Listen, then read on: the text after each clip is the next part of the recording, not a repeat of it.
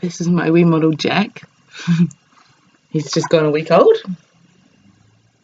So, just wanted to show you a couple of things about positioning in a carrier. And I'm going to use a ring sling to show this, but this doesn't mean that it's exclusive to a ring sling. It's just about the position. So how I'm holding Jack at the moment, like this, is what we'd call tummy to tummy. His tummy is pressed towards me. Then a cradle position would be similar to how I would feed him in. This is a cradle position. So he's kind of laying across. He's got either hand on each side of my boob, and his tummy is pushed towards me. So it's a feeding position generally. When you want to hold in a cradle hold in a ring sling, for example, you want to make sure that you're not pushing their head inside the sling. You need to make sure you're using your arm as well. So the most important things about any carrier safety is about airways and fall hazard. So we need to make sure that they have exposure to air. There's air coming to them. We don't cover their face. And that their chin is off their chest. Now, it's the same in prams, capsules, anything.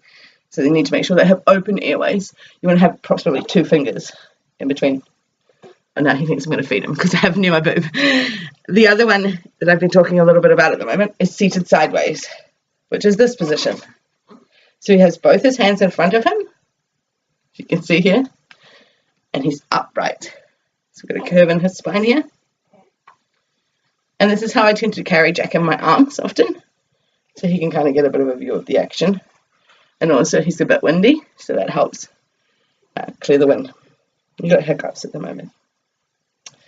So I can replicate any of those in a ring sling, but this is the seated sideways that I've been talking about, which is different again to the cradle. So also the position of his hands are different.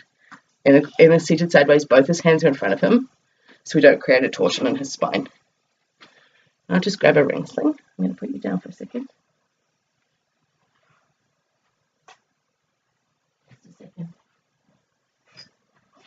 I have my ring sling here.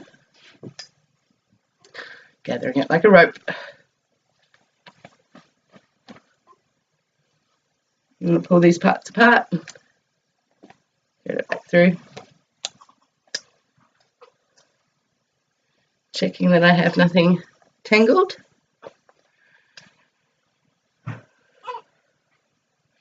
Now I want to have this top part a bit looser than this bottom part, which is going to give me a bit of space to pull over his bum. I'll just grab my baby. Oh, I'm sorry. Now you want to kind of start them in the position that you want them to end up. Oh. And remember, when you're using a baby instead of a demo doll or a teddy bear or something to practice, you want to take your time. Transitions for babies are really quite stressful. So give them the chance to chill out into it rather than trying to push them into the position that you want them to end up. Oh. So we'll start with seated sideways, but I can tell you what to feed.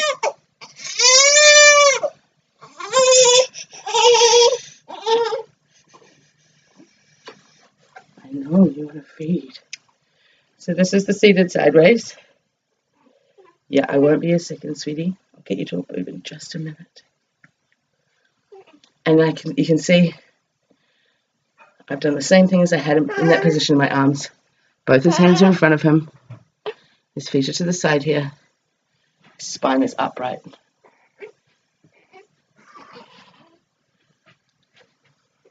Now he's wanting a feed right now. What's the easiest way for me to feed from this position is to twist him into a cradle position. So I'm going to give myself a little bit of slack.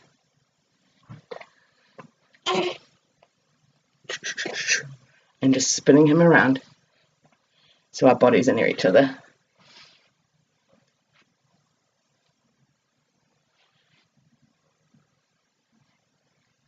And he's feeding. And this is the cradle position. So his tummy is towards my tummy. His hands are on either side of my boob. And his head is outside of the sling.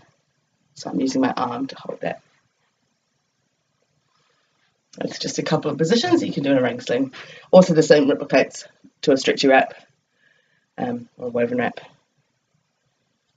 And so that's the tummy to tummy, the upright kind of traditional way that we would use a ring sling. cradle, which I'm doing right now, which is great for feeding. You can feed in any of them though. And then the seated sideways, which is more of an upright position.